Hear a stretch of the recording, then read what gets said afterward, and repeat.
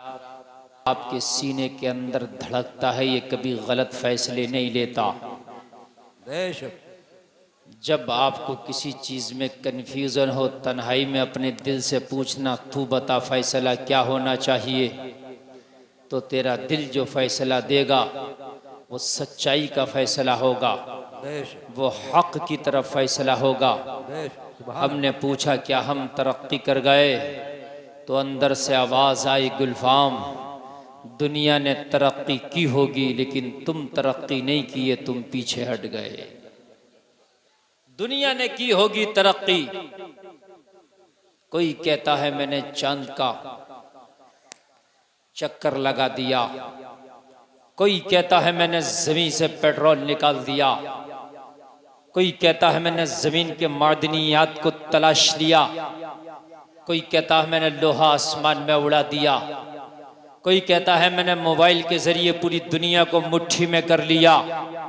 लेकिन ये दुनिया वालों की तरक्की है, मगर तू बता कि तेरी तरक्की कहाँ हुई। जब तुम 313 थे तो जमाना तुमसे घबराता था। सुभान अल्लाह, सुभान अल्लाह। तवज्जो फरमाए, तवज्जो फरमाए। जब तुम 313 थे जमाना तुमसे घबराता था। जब तुम कभी बद्र के मैदान में निकलते थे तो तारीख तुम्हारी अलग लिखी जाती थी। जिन मैदानों में तुम चलते थे वो मैदान तुम्हारे नाम कर दिए जाते थे। जिन इलाकों में तुम कदम रखते थे वो इलाके तुम्हारे हो जाते थे। कभी तुम्हारा पड़ोसी अगर सफर पे जाता और उसके घर में अगर कोई चीज होती बतौर अमानत, तो मालूम है वो किसे दे करके जाता, वो तुम्ही को अमानत के तौर पे अपनी चीज देकर जाता और कह के जाता मैं सफर पे जा रहा हूं, मेरी चीज तुम अपने पास बतौर अमानत रख लो। जब उस गैर कौम वाले से, गैर मजहब वाले से पूछा जाता, और मुसलमान तो तेरा मजहब का नहीं है, मुसलमान तेरा दोस्त कैसे हो सकता है, तूने अपनी अमानत को मुसलमान के पास कैसे रख दिया, तो वो जवाब देता है अगर मेरी अमानत कहीं महफूज है तो कलमा पढ़ने वाले मुसलमान के पास महफूज है। सुभान अल्लाह, सुभान अल्लाह। मुसलमान वो है जो अमानतों की हिफाजत करता था, मुसलमान वो है जो इज्जतों की हिफाजत करता था, मुसलमान वो है खुदा की कसम जो कभी तोलने पे आ जाए तो गलत नहीं तोलता था, मुसलमान वो है बोलने पे आ जाए तो कभी झूठ नहीं बोलता था, मुसलमान वो है कि अगर किसी से रिश्ता निभाने पे आ जाए, अगर किसी से ताल्लुकात निभाने पे आ जाए तो वो जुल्म की इंतहा कर दिया करता था, मुसलमान वफाओं की इंतहा कर दिया करता था। मुसलमान कभी गद्दार नहीं होता था। ये तुम्हारी तारीख रही है, लेकिन आज तुम अपनी तारीख को देखो तो खुदा की कसम पूरी दुनिया में तुम 150 करोड़ के आसपास हो, लेकिन आज दुनिया ने तुम्हें जलील करके रख दिया। आज तुम्हारी टोपी को देख करके लोग तुम्हारे ऊपर गुस्सा करते हैं, तुम्हारी दाढ़ियों को देख करके तुम्हें दूसरी निगाह से देखा जाता है। वजह क्या है मेरे भाइयों, कहीं ना कहीं खता हमारी है, इसलिए कि कुरान कहता है ज़ालिकल किताबु ला रैब फीह, कुरान वो किताब है जिसमें शक की कोई गुंजाइश नहीं है। बिल्कुल सच्ची किताब है कुरान, झूठ की रत्ती बराबर गुंजाइश नहीं। लेकिन अगर कुरान पर किसी ने अमल छोड़ा है तो वो हमने छोड़ा है। कुरान का रास्ता अगर किसी ने छोड़ा है तो वो हमने, दूसरों ने नहीं छोड़ा कुरान का रास्ता। इसलिए कि काफिर ने कुरान का रास्ता लिया ही नहीं था जो वो छोड़ेगा। काफिर के लिए कुरान का रास्ता उसने पकड़ा ही नहीं था।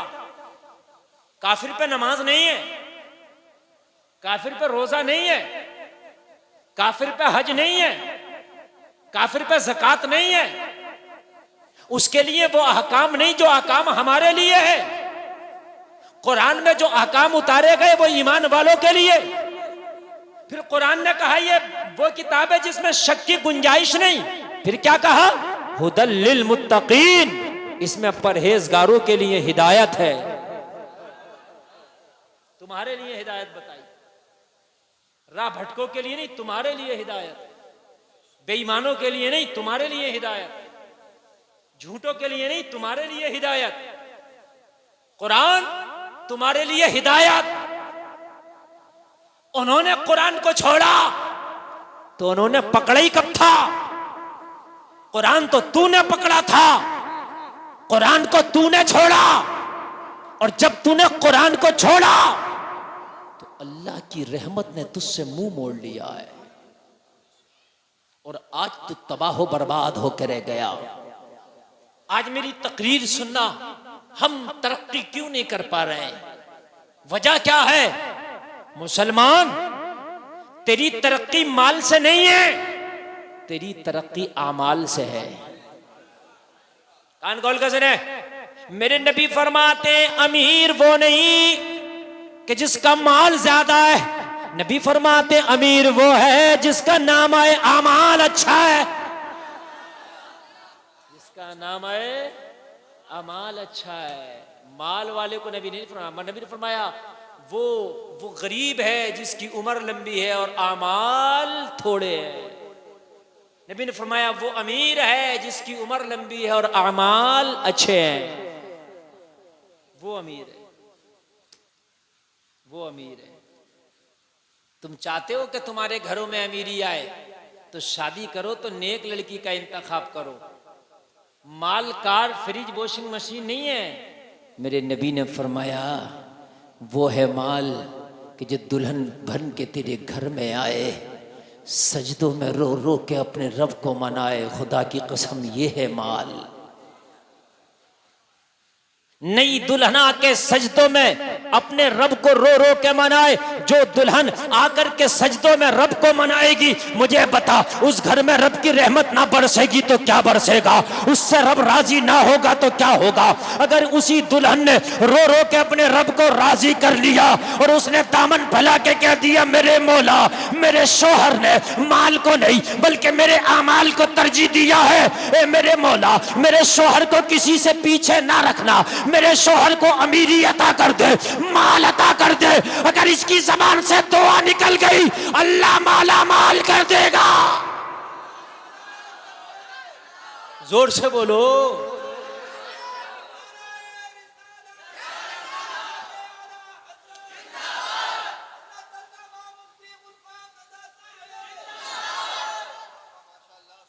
अल्लाह माला माल कर देगा। मालदार करना अल्लाह का काम है। और मैं तुम्हें इसलिए कह रहा हूं, शादी का माहौल जितना इस इलाके ने खराब किया, पूरी दुनिया में इतना कहीं खराब नहीं हुआ। ये जो उपरारे का इलाका कहलाता है, ये जो संबल का खित्ता है, यहां तो मैंने देखा एक वीडियो वायरल हुई थी, एक चच्चा दाढ़ी थी इतनी बड़ी और ऐलान कर रहे लड़के के बाप को फला चीज दी, लड़के को ये दे दिया, बारातियों को ये दिए, 52 लाख रुपए, इतना सोना। इसी इलाके की वीडियो थी। जबान बता रही थी, अबे हट रहा कि नहीं हट रहा, इसी इलाके की जबान है। समझ रहे हैं कि नहीं समझ रहे? हाँ मेरे भाइयों, बड़ा मामला खराब है। ये जो है ना, ये संबल का पूरा खित्ता, ये उपरारा जो इलाका कहलाता, इन्होंने तो लड़कों को खरीदना शुरू कर दिया। इतना लड़के के नाम में प्रॉपर्टी नहीं आएगी जितना कि ये जहेज दे रहा है। हकीकत बता रहा हूं, 55 लाख की शादी, 52 लाख की शादी। मेरी बात गलत तो नहीं है? पूरी जिंदगी कमाते हो सिर्फ शादी के लिए कि तुम्हें कोई और काम नहीं करना है? कान खोल के सुन ले, तेरे जहेज देने के बाद भी अमीरी नहीं आएगी। गुलफाम रजा ने देखा है, 52 लाख की शादी तूने की, मगर लड़का टेम्पू से सफर कर रहा है। और जिन्होंने सादा निकाह किया, अल्लाह उन्हें जहाजों में सफर करा रहा है। तो अल्लाह के ऊपर है। 52 लाख की शादी करके भी दामाद टेम्पू में सफर कर रहा है, इसलिए कि अमीरी अल्लाह देता है।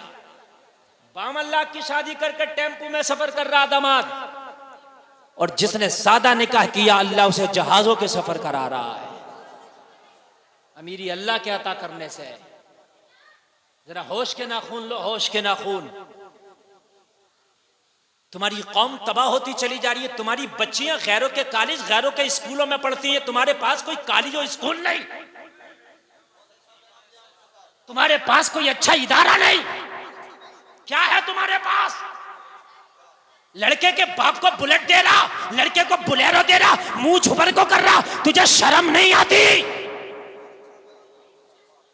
अगर चाहता है कि तरक्की हो जाए तो हाँ काम कर, कोई बड़ा कॉलेज बना दे, कोई बड़ा स्कूल बना दे, कोई बड़ी यूनिवर्सिटी बना दे, ताकि तेरी बच्ची उसमें पढ़ने जाए तो हिजाब उसका यूनिफॉर्म हो, इस्लामी तरीका और इस्लामी तहजीब उसका कल्चर हो। जब तेरी यूनिवर्सिटी से अगर बेटी डॉक्टर बन के निकले तो डॉक्टर बाद में बने, नमाजी पहले हो।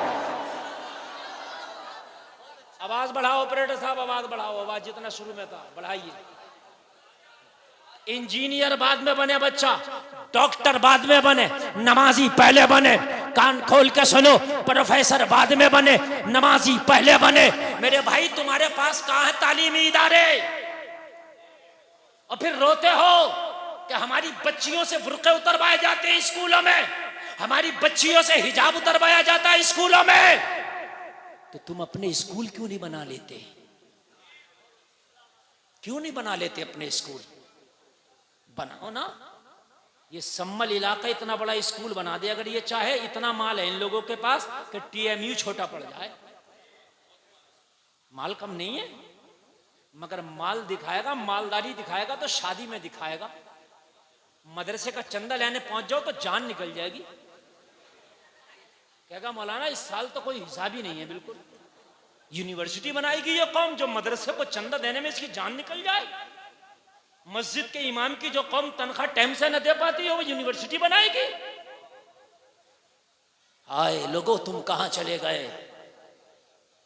ए मेरी कौम के नौजवानों, कान खोल कर सुनो, कसम खाओ आज गुलफाम रजा की तकरीर में कसम खा के जाओ, अगर अल्लाह हमें अमीरी देगा, अगर अल्लाह हमें पैसा देगा तो हम सारा काम बाद में करेंगे, पहले एक बेहतरीन इदारा बनाएंगे इंशाअल्लाह। और एक आदमी ना बना सके तो 2 लोग मिलकर बनाओ, 5 लोग मिलकर बनाओ, कमेटी बना लो, 10 लोग, 11 लोग, 12, 15, 20 लोग मिलकर बनाओ। अपने बच्चों को डीएम, एसडीएम बनाओ, आईएएस, आईपीएस बनाओ। इसलिए कि अगर कल तुम्हारे बच्चे इन बड़ी बड़ी पोस्टों पे ना हुए तो खुदा की कसम कल तुमसे तुम्हारे लुक़मे भी छीन लिए जाएंगे। कान खोल के सुने। खाली शोर मचाने से कुछ नहीं होता। शोर तो कौवे बहुत मचाते हैं। खाली शोर मचाने से कुछ नहीं होता, शोर तो कौवे बहुत मचाते हैं।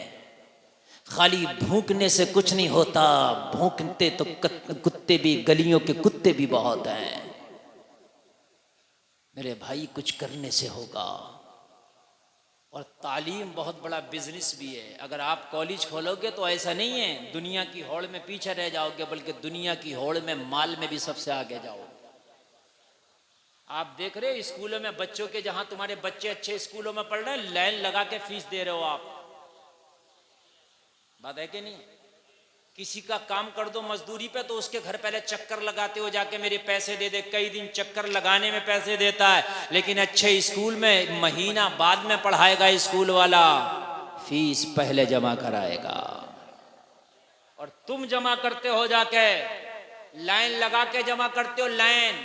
और बाज स्कूलों ने तो वो डकैतियां डालना शुरू कर दी हैं। अगर बच्चा इधर देख ले तो उसका अलग, बच्चा अगर कुर्सी पे बैठ गया तो उसका अलग, एनिमल चार्ज अलग, पंखे का अलग, कुर्सी का अलग, रंग का अलग, रोगन का अलग। मुझे बताइए जितनी कमाई तालीम में है इतनी कमाई कम कहीं? कॉपी खरीद रहा बच्चा तो उसका कमीशन अलग, किताबों का अलग, ड्रेस का अलग। मेरी बात गलत तो नहीं है? जितना तालीम में बड़ा बिजनेस है, लोग कहते हैं मौलाना क्या करें, कोई यार ऐसा बिजनेस तो बताओ। मैं बता रहा हूं 100% जो बिजनेस कामयाब होगा, आओ तालीमी इदारे बनाओ, 100% कामयाबी मिलेगी, 100%। लेकिन हम इधर हमारी तवज्जो नहीं। हमारी तवज्जो तो यह है कि पड़ोसी ने शादी की थी, इसने बुलेरो दी थी, स्कॉर्पियो देकर रहूंगा या स्कॉर्पियो लेकर रहूंगा। हाँ, इस इलाके में लोग रिश्ता करते हुए डरते हैं। उपरारा इलाका ना भाई, कौन देगा रिक्वायरमेंट, कौन पूरी करेगा? है कौन करेगा भाई 20 लाख की शादी? कौन करेगा भाई 50 लाख की शादी? मेरे भाई, क्या आप हजरत अली से ज्यादा अमीर हो सकते हो? कह दो ना सुभान अल्लाह। क्या हजरत उमर से ज्यादा अमीर हो सकते हो? नहीं, आप अमीर हो सकते हो, वो अमीरुल मोमिनीन है। हैं? दुनिया पर हुकूमतें की उन्होंने। कभी उनके बच्चों की शादियां भी देखी हैं आपने? कभी उनके बच्चों का जहेज भी देखा आपने? नहीं देखा होगा। तुम्हारी निगाह तो सिर्फ पड़ोसी के जहेज पर है, पड़ोसी के आए हुए माल पर है। नहीं मुसलमानों, अभी चंद दिन पहले एक बच्ची कर्नाटक की मुस्कान नाम की हिजाब के ऊपर लड़ी थी दरिंदों से। सुना था आपने? लड़ी थी। क्यों लड़ी थी? अगर तुम्हारे इदारे होती तो किसी मुस्कान को एहतजाज करना नहीं पड़ता, वो खामोशी से पढ़ लेती। हाय हाय, मगर क्या करें हम। निज़ामे मैकदा को जिस तरह बिगड़ा है साकी, उन्हीं को जाम मिलता है जिन्हें पीना नहीं आता है। तालीम में आगे बढ़ो और ये ना सोचा करो मेरा बच्चा कारपेंटर बन जाएगा, कोट पैंट का काम कर लेगा, मुरादाबाद के कारखाने में काम कर लेगा। ये सब बात की बातें हैं। कारपेंटर बाद में भी बन सकता है, मुरादाबाद के कारखाने में बाद में भी काम हो सकता। पहले तालीम हासिल कराओ, टारगेट तालीम रखो। तालीम, चाहे तुम्हारी जमीनें बिक जाएं बच्चों को पढ़ाओ, घर बिक जाएं बच्चों को पढ़ाओ, पेट की रोटी बिक जाए बच्चों को पढ़ाओ, जेवर बिक जाए बच्चों को पढ़ाओ। गुलफाम का ये जुमला लेके जाओ, चाहे तुम बिक जाओ मगर अपनी नस्लों को पढ़ाओ। अगर नस्लों को नहीं पढ़ाया तो कल तुम्हारी नस्लें गुलाम बना दी जाएंगी। कल तुम्हारी नस्लें गुलाम बना दी जाएंगी। ये गुलफाम रजा कादरी का जुमला लिख करके लेके जाना। अगर तुमने अपनी नस्लों को नहीं पढ़ाया तो तालीम बहुत जरूरी है। मुसलमान तालीम से बहुत पिछड़ गया, वरना तुम्हारी तालीम का यह हाल था। वो कलमा पढ़ने वालों कान खोल के सुनो, दुनिया का सबसे पहला MS मास्टर ऑफ सर्जरी एक कुरान पढ़ने वाला मुसलमान था, जिसने स्पेन में सबसे पहली हार्ट की सर्जरी की थी। मोहम्मद अरबी का गुलाम था, कलमा पढ़ने वाला एक मुस्लिम डॉक्टर था, जिसने सबसे पहले हार्ट की ओपन सर्जरी की थी। लोगों, जिसने दुनिया का नक्शा, ये मैप बनाया, मैप जो गूगल पे आप मैप तलाश करते हो, ये कोई और नहीं, हजरत उमर इब्न खत्ताब का बनाया हुआ है। जरा जोर से बोलो ना सुभान अल्लाह। हाय हाय। कोर्ट कचहरी, वकील, जज, पुलिस स्टेशन, कोतवाल, कोतवालिया, DM SDM, ये सारी चीजें बनाने वाला कोई और नहीं, कुरान पढ़ने वाला हजरत उमर इब्न खत्ताब है।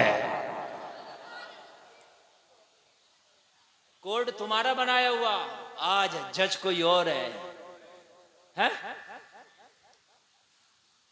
पुलिस स्टेशन तुम्हारे बनाए हुए, आज उनका चलाने वाला कोई और है।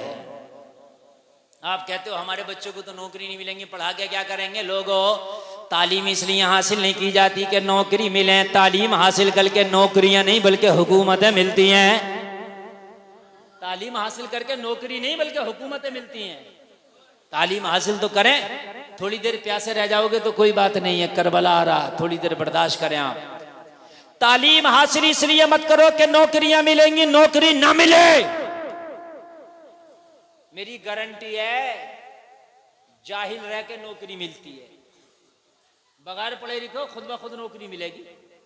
किसी की मजदूरी करेगा नौकरी तो है, रक्षा चलाएगा नौकरी तो है, किसी के खेत में काम करेगा नौकरी तो है, किसी के कारखाने में काम करेगा नौकरी तो। नौकरी नहीं तो क्या है? DM जिले का मालिक है, SDM तहसील का मालिक है, इसके नीचे तो निरे नौकर काम करते हैं। और ये भी ना मिले तालीम होगी तो तेरे अंदर इंसानियत आएगी। रही खाने पीने की बात, तो नौकरी से खाना नहीं मिलेगा, रिस्क अल्लाह ने जितना किस्मत में लिख दिया उतना मिल के रहेगा। जरा बोल दो सुभान अल्लाह। अल्लाह सलामत रखे। तालीम की तरफ तवज्जो दो। और सलारपुर में तो बहुत ही कम तालीम की तरफ तवज्जो है। हाँ, भट्टों की चिमलियां तो बना लोगे 300 फीट ऊंची, लेकिन पढ़ने के लिए तवज्जो नहीं है बिल्कुल। हाँ, झगड़े बहुत होंगे। जहां तालीम नहीं है वहां झगड़ा ही तो है। जहां तालीम नहीं है वहां फसाद है। तालीम में आगे बढ़ो। मैं अर्ज कर रहा था, कुरान को उन्होंने नहीं छोड़ा, कुरान को हमने छोड़ा है। इसीलिए हम तबाह हो गए, इसलिए हम बर्बाद हो गए। मेरे भाइयों, कुरान को मानने वाला कभी भी तबाह नहीं होता है। कुरान पे अमल करने वाला कभी भी पीछे नहीं रहता। कुरान पे अमल करने वाला कभी फेल और फेलऑफ नहीं होता। कुरान पे अमल करने वाला कभी मारा नहीं जाता। कुरान पे अमल करने वाला किसी से हारता नहीं। अरे कुरान तो बड़ी पावर वाली किताब है। अगर इंजीनियर को चाहिए तरक्की करना तो कुरान में मिलेगा ये इल्म।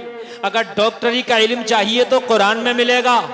अगर जमीनों का इल्म चाहिए तो कुरान में मिलेगा। आसमानों का इल्म चाहिए तो कुरान में मिलेगा। अरे कुरान में है क्या नहीं? कुरान को तूने छोड़ा इसलिए पीछे हट गया। एक बार कुरान का दामन तो पकड़ के देख। गुलफाम रजा का दावा है, अगर फिर दुनिया से आगे ना हो जाए तो कहना कुरान पढ़ने वाले पीछे कब रहते हैं? कुरान पढ़ने वाले तो हमेशा आगे रहते हैं। आज भी देख ले, जो कुरान पढ़ गया हाफिज कुरान बन गया। मस्जिद में भी देख, इमाम जो खड़ा है सबसे आगे खड़ा है। अल्लाह ने बता दिया है ये इमाम वो है जिसने कुरान पढ़ लिया है, मैंने इसे सबसे आगे कर दिया है। कुरान पढ़ने वाला यहां भी आगे रहता है, वहां भी आगे रहता है।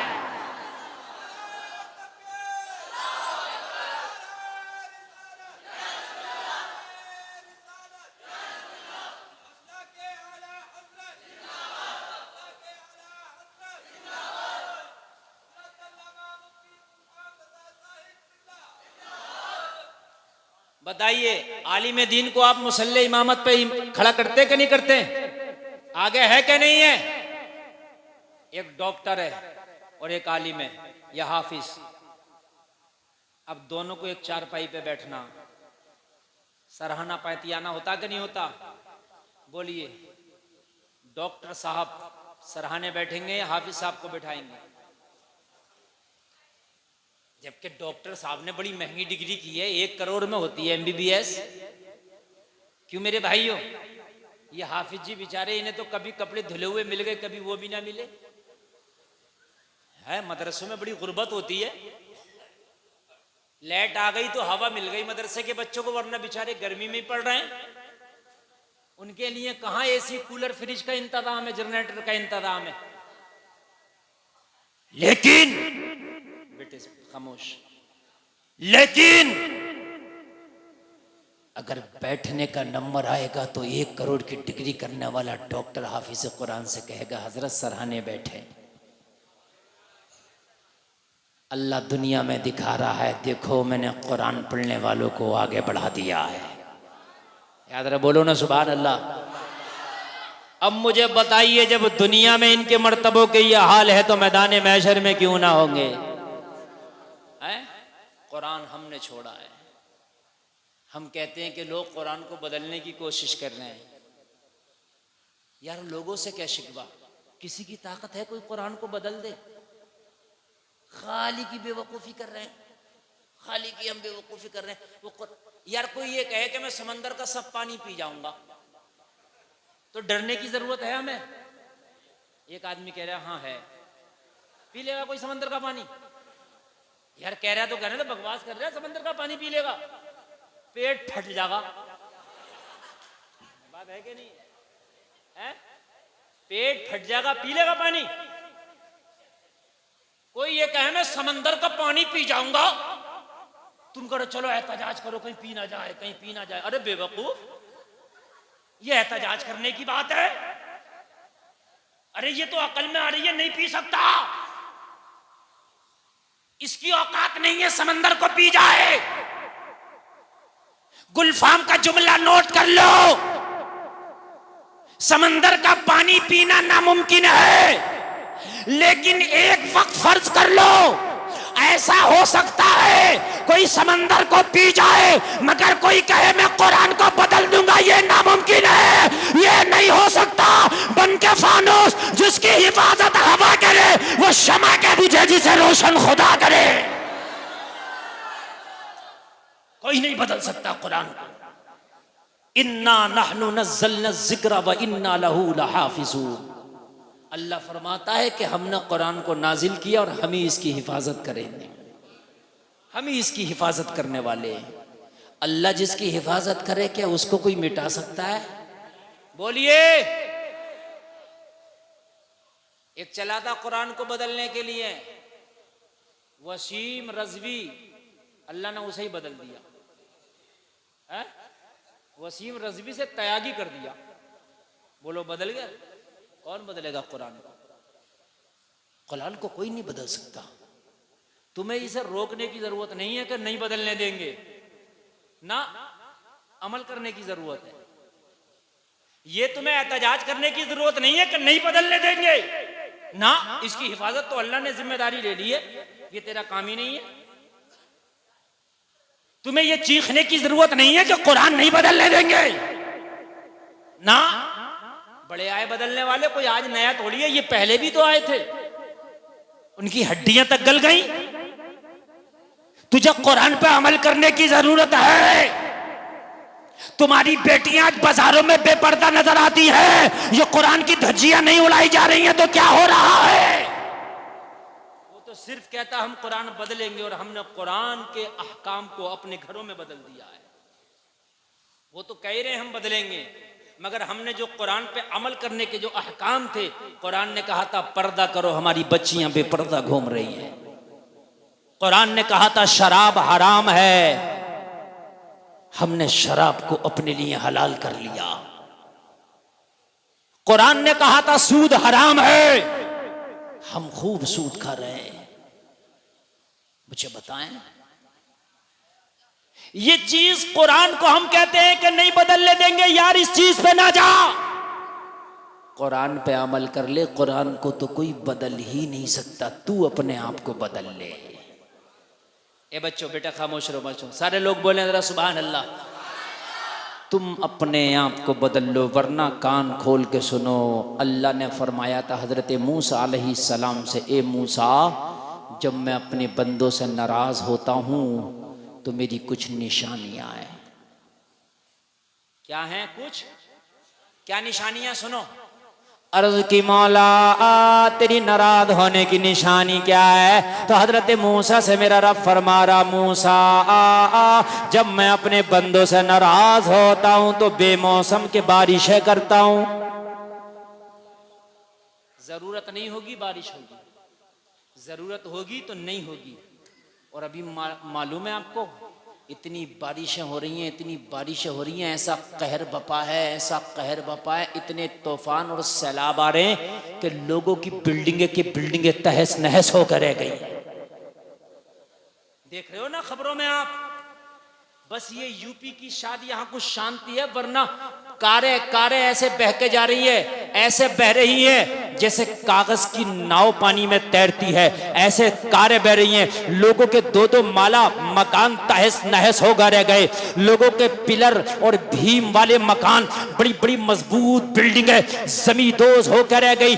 मालूम है अल्लाह का कहर ऐसा बपा है। लोगों, इंसान की क्या ताकत है? अरे किसकी ताकत के अल्लाह का मुकाबला कर सके? अगर अल्लाह खाली पानी को इजाजत दे दे तो इंसान की जितनी मजबूत बिल्डिंगें हैं, जितने मजबूत हथियार हैं, अल्लाह एक लम्हे में तहस नहस करके रख दे। आपको मालूम है हिमाचल में ऐसे ऐसे सैलाब आ रहे हैं, ऐसी ऐसी पानी की बाढ़ें आ रही है कि लोगों के जानवर बह गए, लोगों के माल बह गए, लोगों के दो माला मकान बह गए, लोगों की कारें और बाइकें बह गई, लोगों के बच्चे बच्चे उनसे रूठ गए, लोग आपस में जुदा हो गए, लोगों की बिल्डिंगें तहस नहस हो गई, कारखाने और उनकी फैक्ट्रियां तबाह बर्बाद होकर रह गई। बड़े बड़े अमीर जमीन पे आ गए, बड़े बड़े माल और पैसे वाले आज रोड पे नजर आ रहे हैं। ये है अल्लाह की कुदरत। जब वो नाराज होता है तो जितना देता है एक लम्हे में वापस ले लेता है। जितना देता है एक लम्हा नहीं लगता है कि वो वापस ले लेता है, एक लम्हा नहीं लगता कि जो वो वापस ले लेता है। आप ये ना सोचे कि मैं अमीर हो गया तो मेरे पास ये माल रहेगा, ना। बड़ा खतरनाक इस वक्त सैलाब चल रहा है लोगों, ये अल्लाह की नाराजगी है, ये कयामत की निशानी है। जब जलजले ज्यादा आने लगे, अभी टर्की में कितना हाई फाई जलजला आया था, 100 दिन के लोग दबे हुए मलबे से निकाले गए, 100 दिन तक मलबे से लोगों को निकाला जाता रहा। ये जलजले आना, ये बेमौसम के बारिशें होना, ये अल्लाह की नाराजगी का सबब है। मुसलमानों, तुम्हारी मस्जिद खाली पड़ी है, इन मस्जिदों को आबाद कर लो, वरना कब्र में तुम्हें फिर मौका नहीं मिलेगा नमाज़ें पढ़ने का। कब्र में फिर मौका नहीं मिलने वाला। बड़ा खतरनाक मामला चल रहा है, बहुत खतरनाक। अगर अल्लाह खाली पानी को इशारा कर देना, पानी को खाली, तो मेरे भाई एक लम्हा ना लगेगा कि अल्लाह हमें सबको तबाह कर देगा। एक लम्हा जो लग जाए ना, एक लम्हा नहीं ले सकता। अभी आपने देखा था कुछ दिन पहले 5 लोग टाइटैनिक पनडुब्बी में बैठ के टाइटैनिक जहाज का मलबा देखने गए। बड़े खुश थे कि ये तो पनडुब्बी पानी में भी काम करती है, वहां भी लोगों को जिंदा रखती है। मगर हमने कहा दुनिया वालों, जिंदा पनडुब्बी नहीं रखती, जिंदा परवरदिगार रखता है। अल्लाह अगर चाहे तो हजरत यूनुस को मछली के पेट में 40 दिन तक जिंदा रख दे। हजरत यूनुस को मछली ने निगल लिया था, 40 दिन तक हजरत यूनुस अलैहिस्सलाम मछली के पेट में जिंदा रहे। 40 दिन के बाद मछली ने आके किनार पे उगला, हजरत यूनुस जिंदा थे।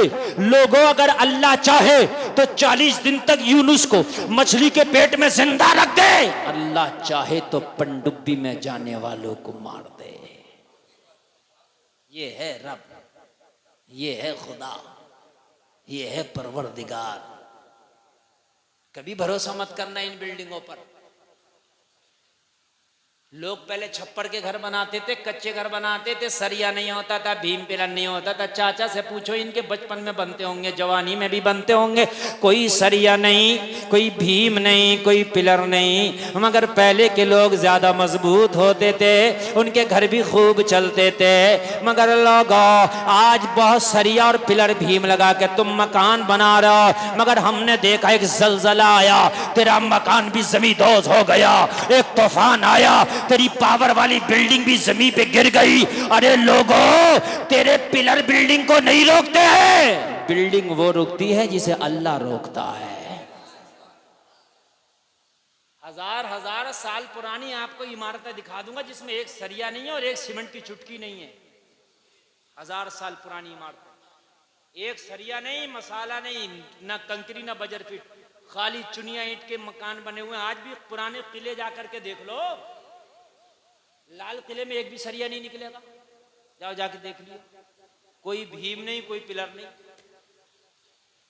दिल्ली की जामा मस्जिद में देख लो, ये तो अभी ज्यादा पुरानी इमारतें नहीं है, मैं तो हजार साल पुरानी इमारतें आपको बता रहा हूं। और हम बड़ा मजबूत बना रहे हैं, नीचे से लेके आ रहे हैं, सब जाल बिछा के 3-1 का मसाला। अभी एक जगह बहुत तेज तूफान आया, बहुत तेज आंधी आई, तो एक शख्स अपने मकान के अंदर घुस गया, मुझसे कह रहा मौलाना अंदर आ जाओ। मैंने कहा बहुत तेज तूफान है भाई, मकान को भी खतरा। कह रहा हजरत आ जाओ, 3-1 का मसाला लगाया मैंने कहा जालिम, अल्लाह के कहर के सामने 3-1 का मसाला रुक गया। अल्लाह के कहर के सामने 3-1 के मसाले की क्या औकात है? नहीं समझ में आ रही बात आपके? नीरे सीमेंट से बना दिया, अगर रुक जाए तो। अल्लाह का कहर जब आता है तो मेरे भाइयों, बड़ी बड़ी बिल्डिंगों की हालत खराब हो जाती है। तूफान नूह आया था तो क्या बचा था? मकानों वाले नहीं बचे, कश्ती वाले बचे थे। सुभान अल्लाह। अरे भाई वो बचता जिसे अल्लाह बचाता है। अपने मकानों पे भरोसा ना करो, अपने माल पे, अपनी औलाद पे भरोसा ना करो। अल्लाह फरमाता इन्नमा अमवालुकुम व औलादुकुम फितना, ये तुम्हारा माल, तुम्हारी औलादे फितना है, फितना। इसके चक्कर में ना पड़ो, अल्लाह के करम पर जाओ, अल्लाह के रहम पर जाओ, उसकी रहमत को पुकारो। उसकी नजर तुम्हारे तरफ हो गई तो बस तू भी कामयाब है, तेरा सारा मामला कामयाब है। बस एक जंग में काफिरों के मुकाबले में मेरे नबी चंद सहाबा को लेके आए। तवज्जो करना, मजा आ जाएगा। काफिरों के मुकाबले में चंद सहाबा को लेके आए। काफिरों के साथ एक बहुत बड़ा पहलवान अमर इब्ने अब्देवद, जिसकी दहाड़ का यह आलम के उसके सामने कोई रुकने नहीं पाता, 1000 लोगों से लड़ने की ताकत रखता था। बहुत पावर, बहुत ताकत वाला, जिसकी तलवार का वजन भी इतना था कि कई लोग मिलके शायद उठा ना पाए। आया, आने के बाद में चैलेंज किया है मोहम्मदुर रसूलुल्लाह, अगर तुम्हारे साथ तुम्हारी फौज में कोई है मेरा मुकाबला करने वाला तो आओ भेजो, आओ भेजो। मेरे मुस्तफा ने पीछे मुड़ के देखा, सहाबा पे सन्नाटा छाया, सब खामोश खड़े। आका किसके लिए इजाजत देते हैं? मेरे नबी ने फरमाया अली किधर हो, इधर आओ। जोर से बोलो सुभान अल्लाह। यह हजारों लोगों से लड़ने की ताकत रखने वाला पहलवान मैदाने जंग में दहाड़ रहा था, चिंगार रहा था, आओ मेरे मुकाबले में मोहम्मद किसे भेजोगे? तुम्हारे साथ जो आए हैं उनके पेटों से फाके की वजह से पत्थर बंधे हैं। तुम्हारे साथ जो आए हैं टाट का लिबास पहन के आए हैं। तुम्हारे साथ जो आए हैं बबूल का कांटा बटन की जगह लगा के आए हैं। ओ मोहम्मद अरबी, तुम्हारे साथ में आने वाले टूटी हुई चटाइयों पे बैठने वाले हैं। अरे कौन है जो मेरी तलवार का मुकाबला करेगा? मेरे नबी ने फरमाया अली। अर्ज की आका गुलाम हाजिर है। कहा इससे मुकाबला करोगे? अली ने अर्ज की आका अरे इसकी तो औकात क्या है? अगर आप कहो तो अली पूरी दुनिया से लड़ जाएगा।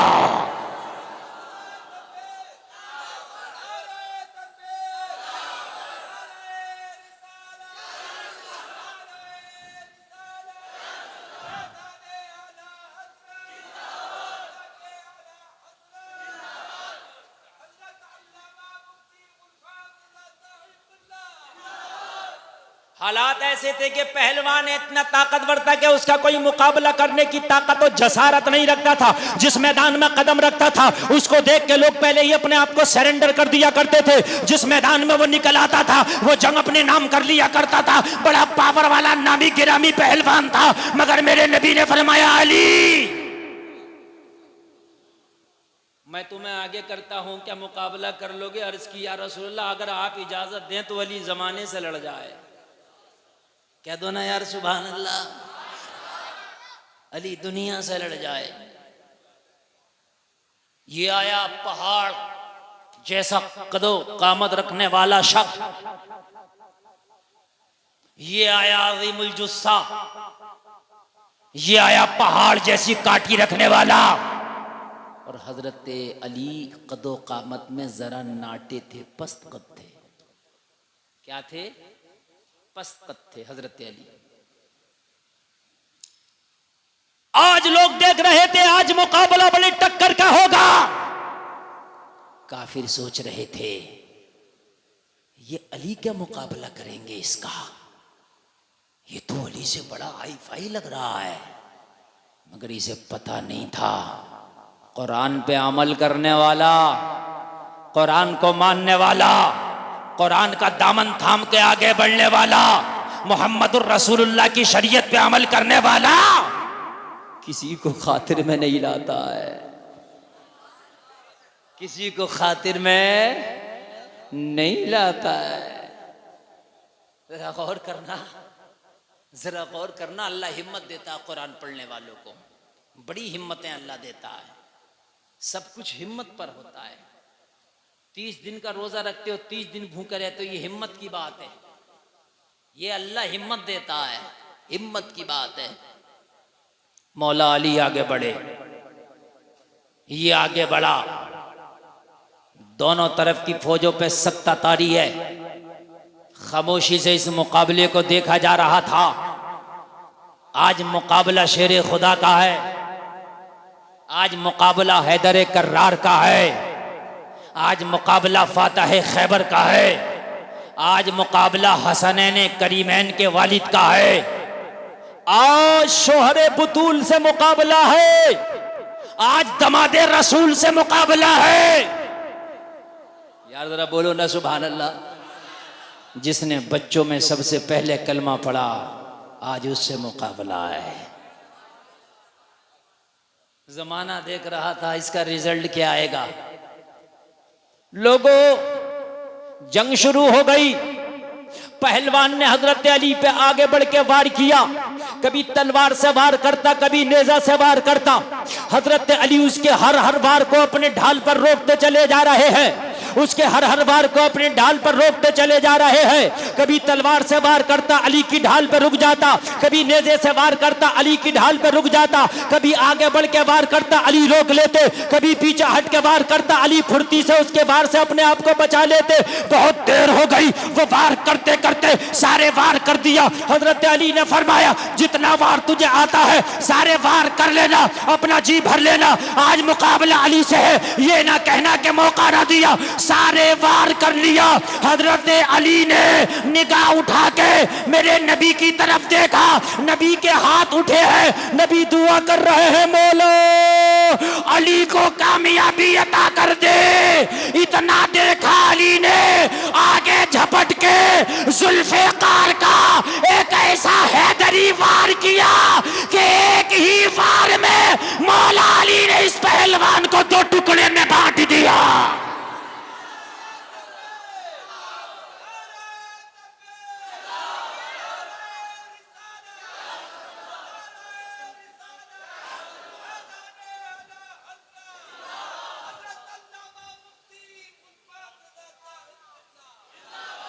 दो टुकड़ों में इसकी लाश तड़प रही थी और मौला अली कह रहे थे अपने अंदाज में, न तेगो तीर पे तकिया, न खंजर पर, न भाले पर, भरोसा है तो इस सादा सी काली कमली वाले पर। पीछे वाले लोग जरा जोर से बोल दें यार सुभान अल्लाह।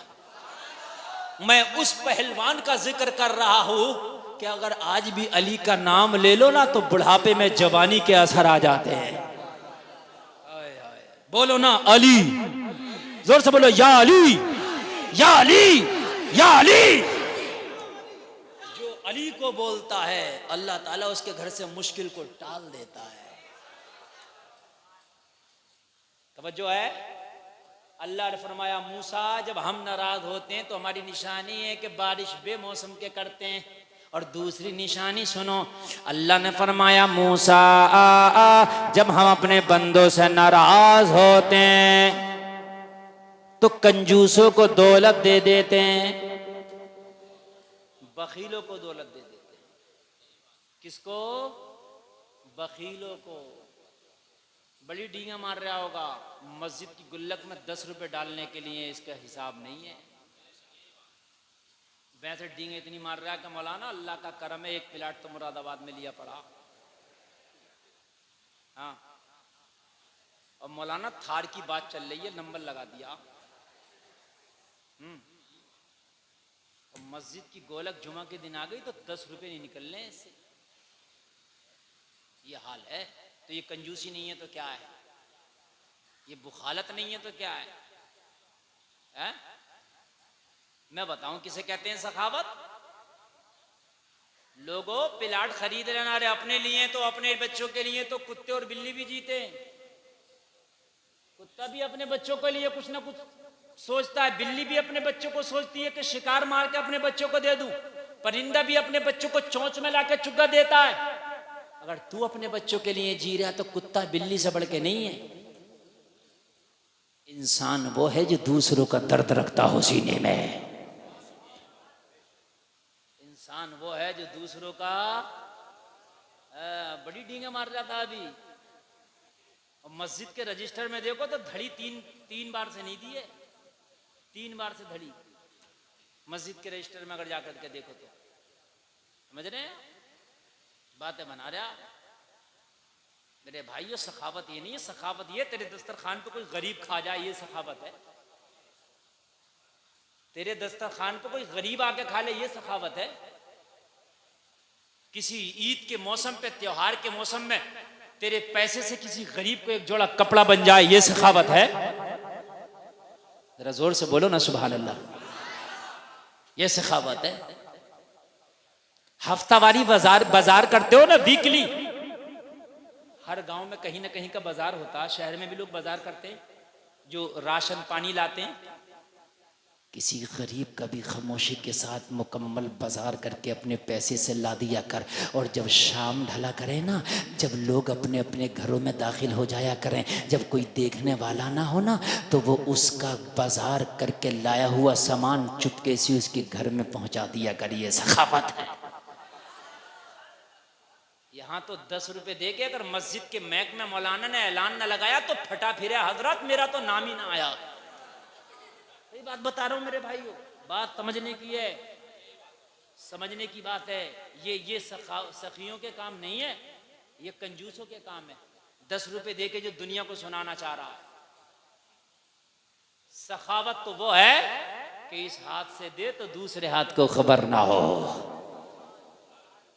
मैं बताऊं तुम्हें सखावत का किस्सा। मेरे नबी ने एक दिन सारे सहाबा को जमा किया, इकट्ठा किया और इकट्ठा करके फरमाया, ओ मेरे सहाबा, आज इस्लाम की आबियारी के लिए तुम्हारी जानों की नहीं, तुम्हारी मालों की जरूरत है। आज इस्लाम की आबियारी के लिए दिरहम और दीनार की जरूरत है। आज इस्लाम तुम्हारी जानों के नजराने नहीं, तुम्हारी मालों के नजराने मांग रहा है। जाओ अपने अपने घरों में जाओ, जिसकी जितनी हैसियत है चंदा लेकर के आओ, जिसकी जितनी ताकत है यहां लाके चंदा जमा करो। उस पैसे से, उस माल से हम इस्लाम को आगे बढ़ाएंगे। हर तरह से इस्लाम की खिदमत हो सकती है। अगर अल्लाह ने आपको मालदार बनाया तो आप माल से इस्लाम की खिदमत करें। अल्लाह ने अगर आपको पैसे वाला बनाया तो पैसे से खिदमत करें। अल्लाह ने अगर आपको गरीब बनाया लेकिन आप मजबूत हैं तो अपनी जान और ताकत से खिदमत करें। डॉक्टर बनाया तो अपने पेशे से खिदमत करें, किसी गरीब की फीस माफ कर दें, किसी गरीब की। मगर डॉक्टर साहब गरीब की माफ नहीं करते, अगर करेंगे तो अमीर की कर देंगे। मेरी बात गलत नहीं है। अमीर अपना कहीं ना कहीं से कनेक्शन और रिलेशन निकाल लेगा, डॉक्टर साहब हमारा तो फला से मामला, फला से तुम्हारा बड़ा गहरा मामला, फोन करा देगा, काम हो गया। लेकिन गरीब चाहे जेवर बेचे, बेचारा किससे कराए, उसकी कौन सुन रहा है? एक एक ऑपरेशन में गरीबों के जेवर बिक गए, मगर रहम नहीं है। मेरे भाई, ये भी दीन की खिदमत है। किसी गरीब की फीस माफ करके उसे फ्री में इलाज दे दो। अल्लाह ने तुम्हें जिस काबिल किया उस तरह से दीन की खिदमत कर लो। सारे सहाबा से कहा चंदा लाओ, सब अपने अपने घर में चले गए चंदा लाने के लिए। और जलसे में आने वालों, आज हम भी चंदा करते हैं और चंदा लेते भी हैं, चंदा देते भी हैं। रमजान का चंदा इकट्ठा हो रहा है, पता चला ईद आ गई, चंदा ही नहीं इकट्ठा हो पाया। लेकिन मेरे नबी अपने सहाबा में चंदा इकट्ठा कर रहे हैं। और जलसे में आने वालों, जिसकी जैसी हैसियत थी चंदा लेकर के आ रहा है। उस वक्त सबके घरों में माल नहीं होता था। सबके घरों में माल पैसा, जब उनके घरों में खाने ही नहीं थे यार एक एक वक्त के, तो कहां से उनके घरों में माल होगा। मेरी माँ बहनें भी जरा कान खोल के सुनने, तुम भी बड़े झगड़े लगाती हो कि हमें 5000 का सूट चाहिए, हमें तो वो जेवर चाहिए, मेरी तो बाली बनना तो इस साल बनना है। और मेरी बहनों, तेरे शोहर का इतना गल्ला नहीं हुआ कि तेरी बाली बना सके, उसकी इतनी तनख्वाह नहीं है कि बाली बना सके, तो उस पर जोर ना डाल, उस पर जोर ना डाल। उस वक्त मालूम है चंदा इकट्ठा हुआ तो क्या हुआ, कोई तहबंद लेके आ रहा है, कोई इमामा शरीफ लेकर के आ रहा है, कोई अपने घर पत्थर पीसने का, जो मसाला पीसने का पत्थर है वो ला रहा, कोई हाथ में लेने का डंडा ला रहा, कोई कपड़ा सिलने की सुई ला रहा, कोई बिछाने का बिस्तर ला रहा, कोई वजू करने का लोटा ला रहा। ये चंदा इकट्ठा हो रहा लोगों, जिस पे जो था नबी की बारगाह में पेश कर रहे हैं। आज तो जितना माल एक बस्ती में है, एक गांव में, खुदा की कसम अगर हजरत उस्मान गनी को निकाल दो तो सारे सहाबा पे इतना माल नहीं था। सारे सहाबा पे शायद इतना माल ना हो। लेकिन आज मस्जिद तो हमने बड़ी आलीशान बना ली, लेकिन खुदा की कसम नमाजी नहीं है। सारे सहाबा ने चंदा पेश कर दिया। दो सहाबी है, एक का नाम है अबू बकर, एक का नाम है उमर। बोलो ना सुभान अल्लाह। 1 घंटा हो गया तकरीर करते करते, लगा आपको कि 1 घंटा हो गया, खत्म कर लें? कर लें? हल्के बोलने का मतलब ये होता है कि दिल चाहे तो कर लो, दिल चाहो तो तकरीर आगे बढ़ा दो। धीरे बोलने का मतलब ये होता है, और खामोश होने का मतलब होता है हाँ बिल्कुल खत्म कर लो। और जोर से बोलने का मतलब होता नहीं हजरत तकरीर होगी, इसका मतलब ये कभी सुनना चाहते हैं। तो आपने धीरे बोला, मैं समझ गया, मेरे ऊपर जितना मुझे चाहिएगा मैं बोलूंगा। 1 घंटा हो गया, और थोड़ा सा 10 से 15 मिनट बोलते हैं और उसके बाद तकरीर खत्म करते हैं। अल्लाह सलामत रखे, हमें अमल की तौफीक अता फरमाए।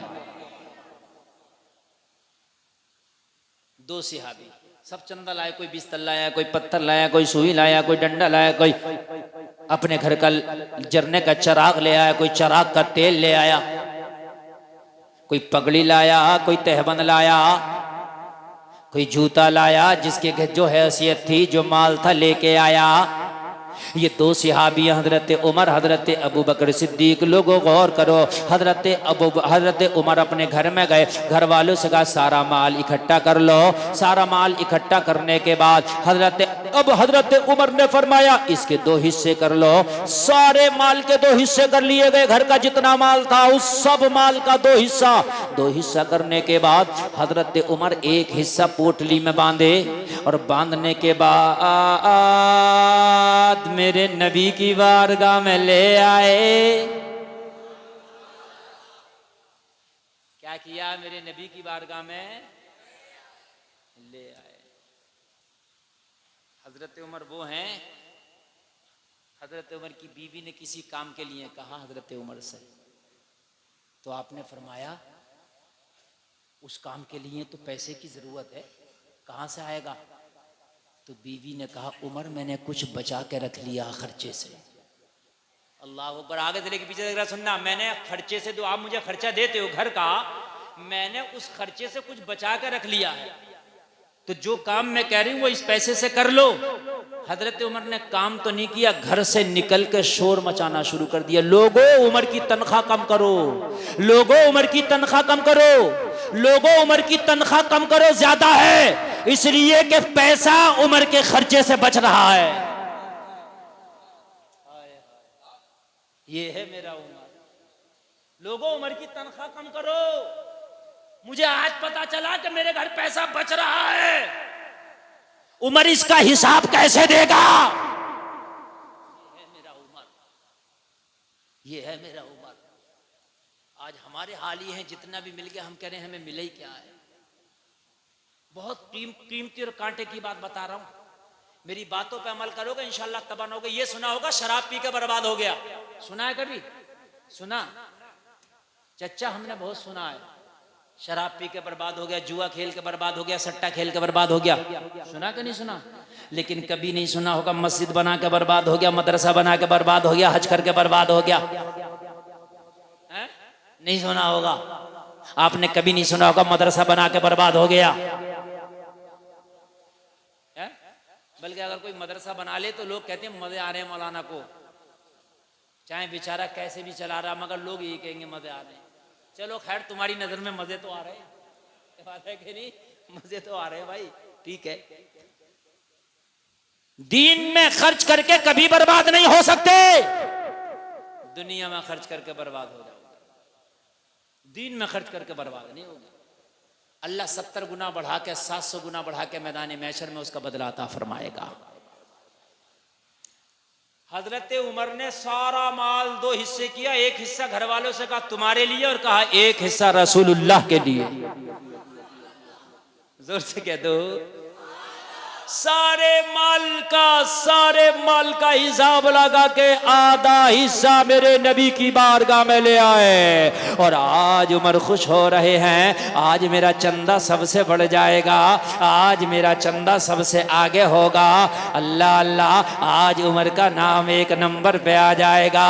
लोगों, हम तो अगर मुकाबला करते हैं, अगर तो हम तकाबुल करते हैं तो कब करता मेरा नौजवान? कहीं डांस पार्टी नाच रही हो ना, तो उसमें इनाम देने में तकाबुल होगा, इससे बढ़ के इनाम दूंगा।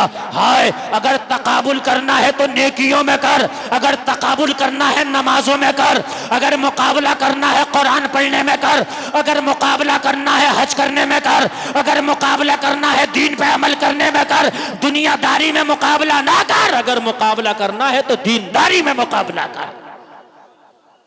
हजरत उमर सोच रहे सबसे बढ़ जाऊंगा।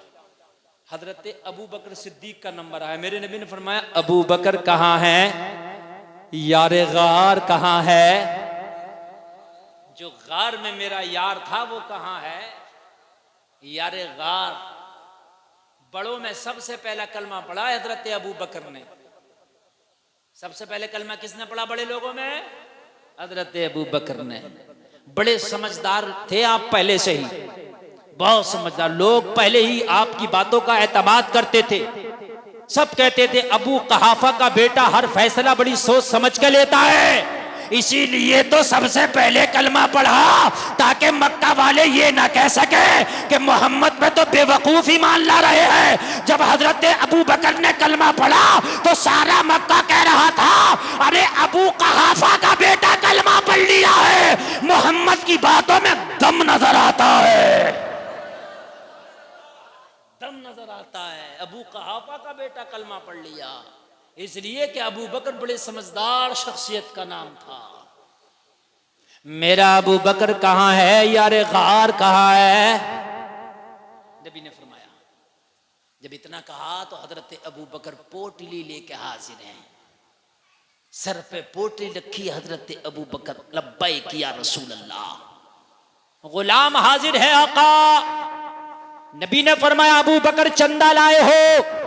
अर्ज की या रसूल अल्लाह लेकर के आया हो। सारे सहाबी अपना अपना चंदा पेश करके खड़े थे। हजरत उमर अपना चंदा पेश करके खड़े थे। हजरत अबू बकर से कहा चंदा लाओ, लाके पोटली नबी के कदमों में रख दी। मेरे नबी ने फरमाया अबू बकर क्या लाए हो? अर्ज की आका घर का सारा माल इकट्ठा करके आपके कदमों में ले आया हो। मसाला पीसने का पत्थर भी ले आया, रात में जलाने का चिराग भी ले आया, ओढ़ने की चादर भी ले आया, बिछाने का बिस्तर भी ले आया, या रसूल अल्लाह चटाई भी ले आया। आका मेरे घर पे जितना भी सामान था सब ले आया। मेरे नबी ने फरमाया अबू बकर अपने घर वालों के लिए क्या छोड़ के आए हो? अर्ज की या रसूल अल्लाह सारा माल आपकी बारगाह में आ गया है, अपने घर वालों की जबान पे अल्लाह उसके रसूल का नाम छोड़ के आया हूं। बस मेरे घर वालों की जबान पे अल्लाह उसके रसूल का नाम था, और सारा माल आपकी बारगाह में ले आया।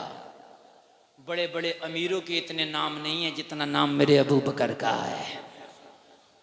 बोलो ना सुभान अल्लाह। अल्लाह ने फरमाया मूसा जब हम नाराज होते हैं तो बखीलों को दौलत दे देते हैं। और तीसरी निशानी फरमाई मूसा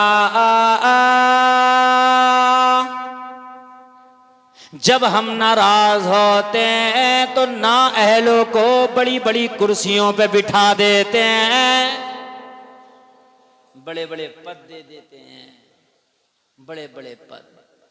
किनको? ना अहलों को। हाय हाय हाय, ना अहलों को।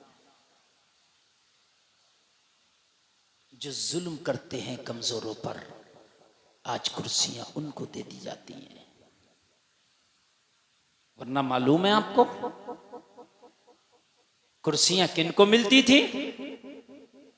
उनको मिलती थी, उनको मिलती थी कि कभी अगर बात इंसाफ किया जाए तो वो अपना और बेगाना नहीं देखते थे।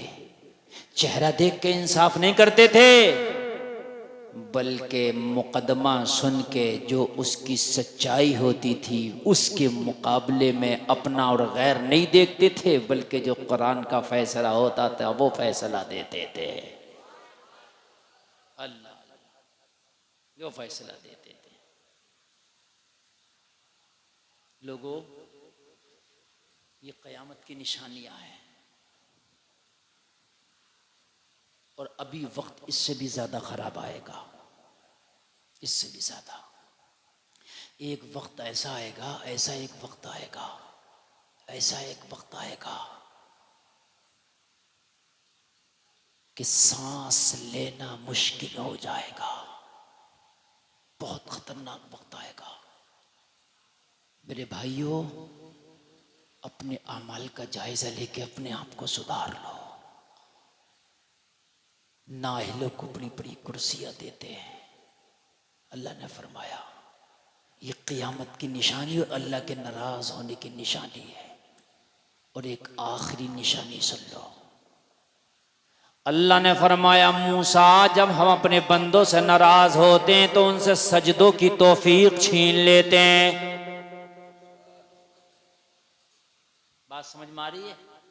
आज जो तुम एक हफ्ते में नमाजें पढ़ लो, तुम्हारा रब तुमसे नाराज है। आज जो तुम्हारी मस्जिदें खाली पड़ी हैं, तुम्हारा रब तुमसे नाराज है। मेरे भाइयों, आदमी कहता मैंने नमाज ना पढ़ी, तेरी क्या औकात है, तूने ना पढ़ी, तुझे तो नींद भी नहीं आती अगर नमाज छोड़ देता। तेरा रब तुझसे नाराज हो गया है। तेरा रब अगर तुझसे राजी होता तो तुझे बिना नमाजों के सुकून नहीं मिलता। तेरा रब अगर तुझसे राजी होता तो बिना सजदों के तू लुक़मे तक नहीं खाता। एक बुजुर्ग अल्लाह वाला आँख का ऑपरेशन करा के आया। डॉक्टर ने कहा जब तक ये आँख ठीक ना हो जाए तब तक नमाज ना पढ़ना, सजदा ना करना। नमाज में सजदा करेगा तो आँख फिर खराब हो जाएगी। लोगों, इस बुजुर्ग ने दवा तो रोजाना दोनों वक्त की खाया, लेकिन खाना एक वक्त नहीं खाया।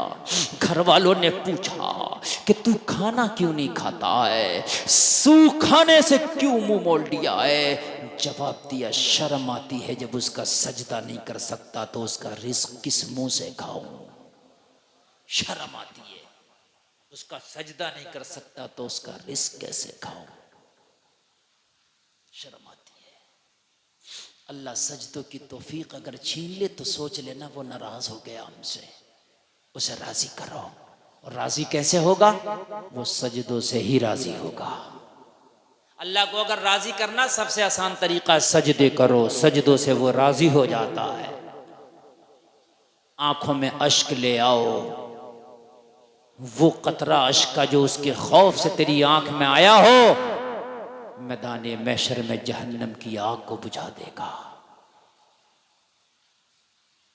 मैदाने महशर होगा, जहन्नम लोगों के पास लाई जा रही होगी। जहन्नम, गौर से सुनना सारे लोग, जहन्नम आ रही होगी। अगर आज आपके सामने दहकती हुई आग को लाया जाए तो उसकी हीट इतनी होती है कि उसकी गर्मी से आप पास नहीं रुक पाएंगे। बात है कि नहीं? सर्दी के मौसम में जो आग होती है आप उसके तापते हैं, करीब जाते हैं, लेकिन थोड़ी ही देर में वो इतनी गर्मी पैदा करती है आपको दूर हटना पड़ता है। लेकिन वो जहन्नम की आग जो इससे 70 गुना ज़्यादा गर्म है, जब वो महशर में करीब लाया जाएगा तो कितना हौलनाक मंजर होगा। लोगों के भेजे हांडी की मानीत खोल रहे होंगे, पसीने में लोग गोता खा रहे होंगे, इतना गर्मी का मौसम होगा।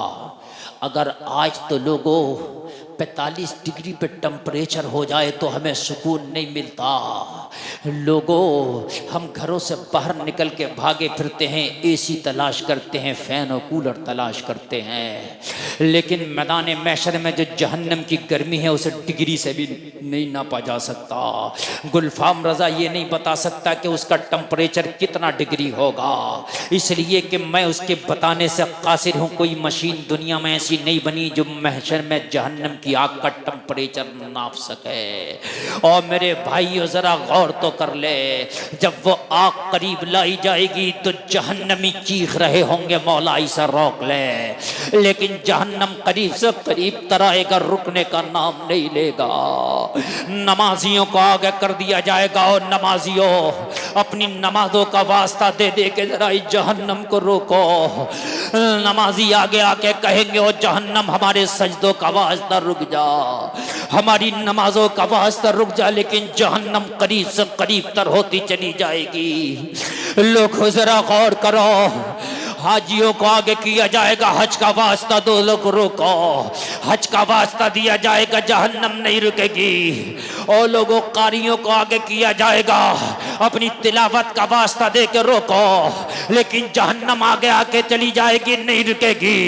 और लोगों जरा गौर करो, जिसने एक नेकी भी की होगी अपनी नेकी का वास्ता दे रहा होगा, लेकिन जहन्नम करीब से करीब तक चली आएगी। फिर लोग मोहम्मद अरबी की बारगाह में हाजिर होकर अर्ज करेंगे या रसूल अल्लाह इसे रुका दो, आका ये पिघला देगी, इसकी गर्मी इतनी है, इसका टेम्परेचर इतना है कि हमारे जिस्मों को गला देगा। या रसूल अल्लाह हमारी ज़बानें बाहर निकल आई हैं, या रसूल अल्लाह हमारे भेजा हांडी की मानिंद खोल रहे हैं, आका पसीने में हम खोता खा रहे हैं, या रसूल अल्लाह इसे रोके। फिर मेरे नबी की बारगाह में लोग दुहाई दे रहे होंगे, मेरे आका जहन्नम की तरफ देखेंगे, जिब्रील फरिश्ता मेरे नबी की बारगाह में हाजिर होगा, एक पानी का बेला जिब्रील फरिश्ते के हाथ में है, मेरे नबी के हाथ में देकर अर्ज करेगा या रसूल अल्लाह इस पानी को जहन्नम की तरफ फेंक दे। मेरे नबी उस पानी को जहन्नम की तरफ फेंकेंगे, जहन्नम का टेम्परेचर ठंडा हो जाएगा, उसकी आग की हीट खत्म हो जाएगी, जहन्नम सर्द पड़ जाएगा। अल्लाहू अकबर। मेरे नबी फरमाएंगे जिब्रील अरे इस पानी के बेले में ऐसा क्या था कि एक बेले ने जहन्नम की आग को सर्द कर दिया। जिब्रील अर्ज करेंगे आका ये आपके उम्मतियों के वो आंसू थे जो अल्लाह के खौफ से रो रो के बहाए गए थे, इन आंसुओं की वजह से जहन्नम की आग सर्द हो गई है। तभी तो बरेली का रजा कहता है अल्लाह क्या जहन्नम अब भी न सर्द होगा, रो रो के मुस्तफा ने दरिया बहा दिए हैं। रो अल्लाह के खौफ से, आंसू बहाओ अल्लाह के खौफ से। लोगों कपिल शर्मा का शो देख के हंस खूब लेते हो, खूब मोबाइल पे लगे रहते हो, टाइम काट लेते हो, लेकिन हंसने का नाम जिंदगी नहीं है। अल्लाह के खौफ से रोने का नाम जिंदगी है। फलयज़हकू कलीलन वलियबकू कसीरा। अल्लाह फरमाता है हंसो कम रो ज्यादा, हंसो कम रो ज्यादा। कितना रोए हो तुम तो जिंदगी कहेगी खौफ खुदा से रोने की हमारी जिंदगी खाली है। क्यों इंतकाल करता है तब रो लेते हैं, माल का नुकसान होता है तब रो लेते हैं, कोई हमारा अजीज बाहर जाता है तब रो लेते हैं, बेटी की विदाईगी पर रो लेते हैं, मगर कभी रोना नहीं आता तो खौफ खुदा से रोना नहीं आता। लोगों चाहते हो कि जहन्नम की आग का टेम्परेचर सर्द हो जाए तो अल्लाह के खौफ से रोया करो, रोया करो। मेरा उमर इतना रोया है कि पूरी दाढ़ी भीगी रहती थी आंसुओं से। मालूम है आपको जिस करबला के हुसैन का आप नारा लगाते हो, आपने कभी उसकी जिंदगी को पढ़ा है? नहीं पढ़ा। जब मदीना के लोग सो जाते थे तो मेरा हुसैन रो रो के अपने रब को याद करता था। बहुत रोया मेरा हुसैन, खाली करबला जाके नहीं रोया मेरा हुसैन, करबला से पहले भी बहुत रोया। और हुसैन के एक बेटे ज़ैनुल आबिदीन है, वो तो इतना रोए कि करबला के बाद लोगों ने में से किसी ने भी उन्हें कभी मुस्कुराते नहीं देखा, कभी नहीं मुस्कुराते देखा। जब हजरत इमाम ज़ैनुल आबिदीन की बारगाह में पानी पेश किया जाता तो आपकी आंख में आंसू आ जाते, कहते इस पानी के लिए अली असगर तड़पा था, यही पानी था जो सकीना पे बंद किया गया था, यही पानी था कि इससे दूर रख के मेरे पापा के गले पे खंजर चलाया गया था। हम तो कॉमेडियां तलाश करते हैं कि टाइम कट जाए। यार हंस के टाइम ना काट। ईमान वाले वो हैं जो रो रो के अपनी जिंदगी गुजारते हैं। और रोना दुनिया के माल की वजह से नहीं हो, रोना अल्लाह उसके रसूल की मोहब्बत में हो। बस मैं इसी बात को थोड़ा सा आगे बढ़ाऊंगा। बड़ी काम की बातें मैंने आपको बताई, एक आदमी भी ना उठे, बड़ी काम की बातें सुन लें, बस थोड़ी सी काम की बात है। 80 मिनट मैंने तकरीर कर ली, बहुत लंबी तकरीर हो गई, मगर थोड़ा सा सुन ले। एक दिन तो मेरा हुसैन इतना रोया कि हुसैन के साथ ये ज़मीं रोने लगी। एक दिन तो मेरा हुसैन इतना रोया ये आसमां रोने लगा। एक दिन तो मेरा हुसैन इतना रोया, इतना रोया, इतना रोया कि फातिमा की कब्र में लर्जा आ गया। मालूम है, जब कूफा वालों ने खत भेज के हुसैन को दावतनामा दिया, हुसैन आप कूफा आ जाओ। जब मेरे हुसैन को कूफा वालों ने 300 खत भेजे, और 300 खत में मालूम है क्या लिखा था? हुसैन अगर आप कूफा ना आए तो मजबूरन हमें यजीद की बैत कबूल करना पड़ेगी, फिर मैदान महशर में तुम्हारे नाना के सामने हम तुम्हारा दामन पकड़ लेंगे और कहेंगे हमने हुसैन को बुलाया था, हुसैन नहीं आए तो मजबूरी की हालत में हमें यजीद की बैत कबूल करना पड़ी। ये सब खतों में लिखा था। मुहर्रम शरीफ आने वाला है, आप देख रहे हैं, इसलिए 5 मिनट जरा मैं आपको बताऊं। और मैं कोई करबला का वाकया नहीं बताऊंगा, मैं हुसैन को जिंदगी को बताऊंगा कि हुसैन की जिंदगी में कितनी तकलीफें हैं। बस 5 मिनट सुने जरा। हुसैन ने मदीना में खास लोगों से मशवरा किया, लोगों मैं कूफा जाना चाहता हूं। खुतूत दिखाए, ये खत आए, मेरा बुलावा आया। जो सिहाबा थे, हुसैन ने जिनसे मशवरा लिया, सब ने कहा हुसैन कूफा ना जाओ, कूफा के लोग बेवफा हैं। तुम्हारे बाबा अली को कत्ल किसी और ने नहीं, कूफा के लोगों ने किया था। हजरत अली इमाम थे वहां के, कूफा की जामा मस्जिद के। बेवफा है, कूफा की मिट्टी में बेवफाई है। मौला हुसैन ने फरमाया मेरी किस्मत में शायद यही हो, लेकिन अब मैं कूफा जाके रहूंगा। आखिरी फैसला ले लिया कि मुझे मदीना से सफर करके कूफा जाना है। जलसे में आने वालों जरा तारीख सुन लो अपने हुसैन की थोड़ी सी। सबसे इजाजत नहीं मना किया, मगर हुसैन ने कहा नहीं, अली के बेटे ने ठान लिया है कूफा जाना है। मैदान महशर में कूफा के लोगों ने अगर सवाल कर दिया मेरे नाना की बारगाह में, तो जवाब क्या होगा?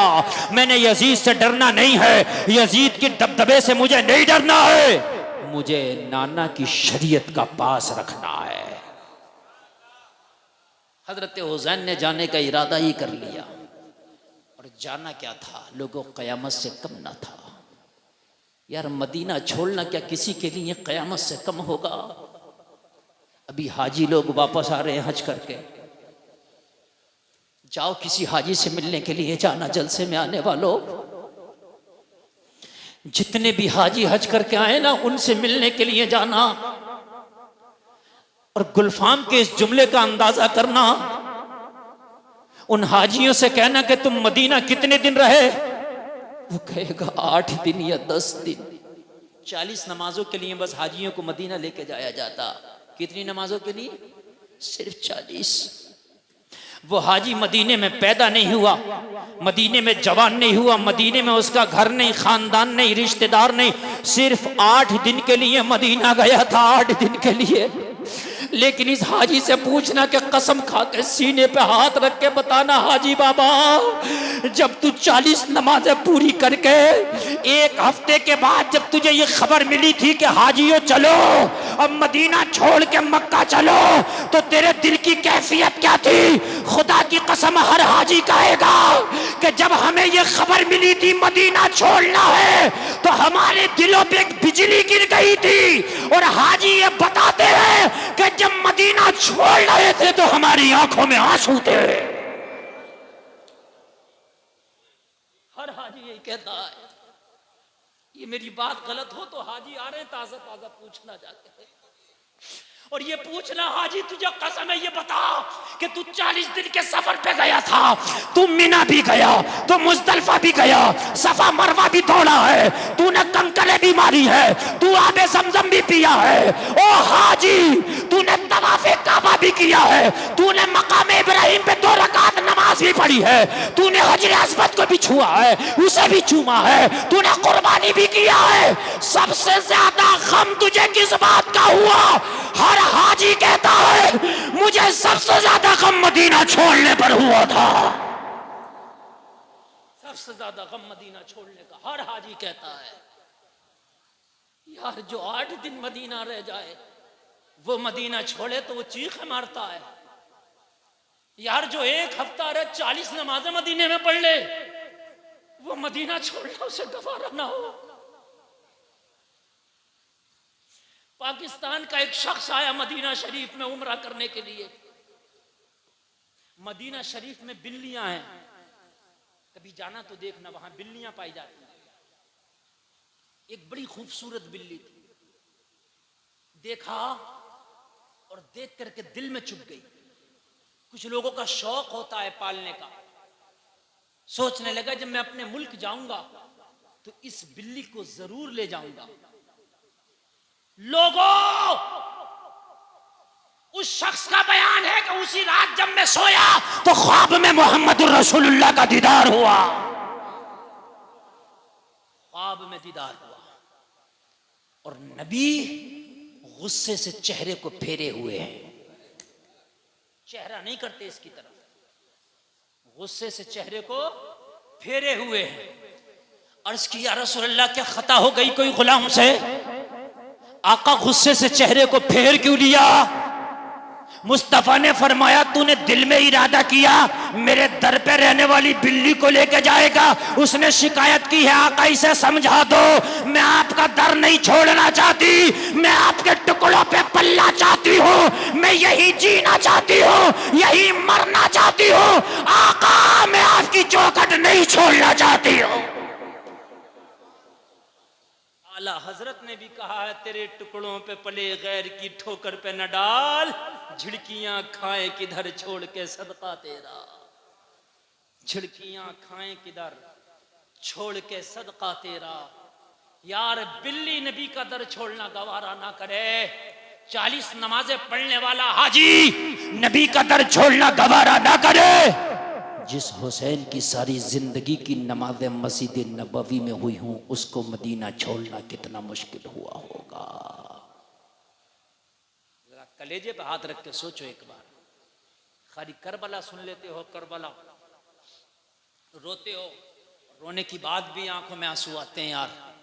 लेकिन जरा मुझे बताओ जिस हुसैन की पैदाइश मदीना में, जिसका बचपन मदीने की गलियों में गुजरा हो, जिसकी जवानी मदीने में गुजरी हो, जो नाना के रोजे के सामने जो है अपनी जिंदगी गुजारा हो, लोगों वो हुसैन ने जब मदीना छोड़ा होगा तो बताओ क्या दिल पे गुजरी होगी, कोई इसका अंदाजा भी नहीं लगा सकता।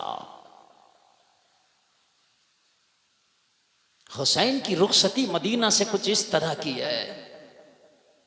अपने सारे घर वालों को मेरे हुसैन ने तैयारी का हुक्म दे दिया, सुबह को कूच करना है। 5 मिनट, अगर 4 मिनट इजाजत हो तो बयान कर दूं। ये नींद तो नहीं आ रही ना? हाँ तो बस सुन लीजिए, मेरी चाहत है कि मैं बयान कर दूं, वरना मैंने तकरीर उतनी कर ली ना जितनी मुझे करना थी, मैंने उससे भी ज्यादा कर ली।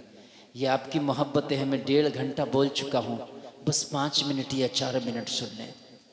मेरे हुसैन ने अपने घर वालों को सबको कहा कि तैयारियां करो।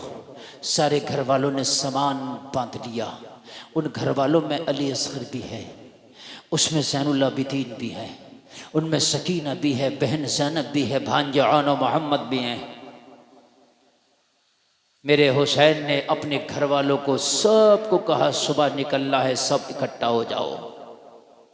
सब इकट्ठा हो गए, सब ने जाने की तैयारियां कर ली। रात आई, ईशा की नमाज पढ़ के हुसैन ने सबको तलकीन कर दी, थोड़ा सा आराम कर लो, सुबह ही सफर करना है। सब आराम करने लग गए, थोड़ा थोड़ा अपने अपने बिस्तरों पे चले गए। रात का आलम, मदीने के लोग अपने अपने बिस्तरों से जाके लग गए। परिंदे भी अपने घोंसलों में जाके आराम पजीर हो गए। जानवर भी अपने अपने आशियानों में आके आराम में लग गए। नबी का नवासा राकिब दोष मुस्तफा खूने अली, जन्नती जवानों का सरदार, आधी रात सारे घर वाले आराम में है। मेरा हुसैन उठा, जन्नतुल बकी में माँ के मज़ार फातिमातुज़ ज़हरा की तुरबत पे जाके पहुंच गया। ये मंजर क़यामत से कम न था।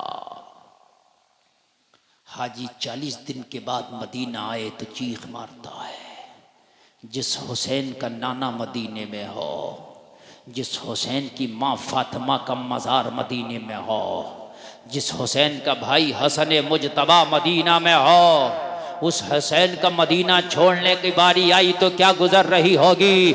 आधी रात का आलम, जन्नतुल बकी के कब्रिस्तान में मेरा हुसैन माँ फातिमातुज़ ज़हरा के मज़ार पर है, और माँ फातिमातुज़ ज़हरा के मज़ार से लिपट कर, तुरबते बुतूल से लिपट कर मेरा हुसैन अर्ज करता है, माँ, उम्मत के कुछ शरीरों ने तेरे हुसैन पर मदीने की जगह को तंग कर दिया है।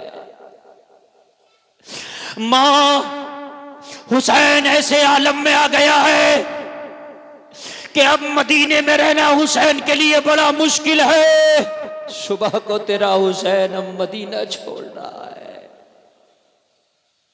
रोजाना माँ तेरी तुरबत पे हुसैन की हाजिरी होती थी।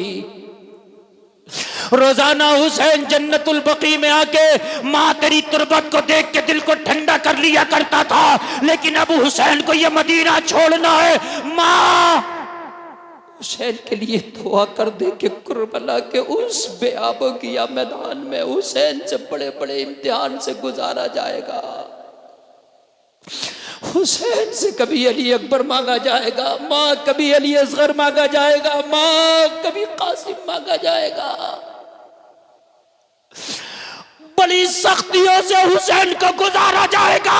यहाँ तो माँ, अगर मैं तेरी गोद में रो लिया करता था तो नाना मुस्तफा के कहा करते थे, फातिमा हुसैन को रोने ना दिया करो, मुझे तकलीफ होती है। लेकिन करबला में कोई कहने वाला ना होगा।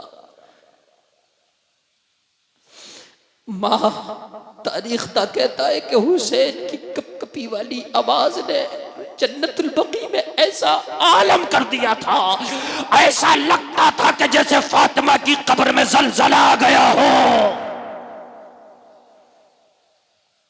आवाज आ रही थी, बेटा हुसैन, मैं तुझसे बेखबर नहीं, मेरे लाल में बाखबर हूं। दिल चाहता है अगर शरीयत की पाबंदियां ना हो तो फातिमा आज भी अपने कलेजे से लगा ले, हुसैन में बाखबर हूं। ये उम्मत के शरीर जितने तेरे खून के प्यासे हैं, कल मैदाने महशर में सब मेरे बाबा की शफाअत से महरूम रहने वाले हैं। बड़ा कयामत खेज मंजर था। लोगों जरा अपनी निगाहों में लाओ, अपनी निगाहों में लाओ इस मंजर को। मेरा हुसैन तुरबते फातिमा को आखिरी सलाम पेश करके, आखिरी सलाम पेश करके विदा हुआ। माँ, अब ये तुरबत देखना नसीब हो या ना हो। माँ, अब इस तुरबत पे हुसैन की हाजिरी हो या ना हो, अलविदा। ओ मेरा हुसैन चल पड़ा। सफर बड़ा दुश्वार था, बड़ी मशक्कतें आई सफर में, बड़ी मशक्कत।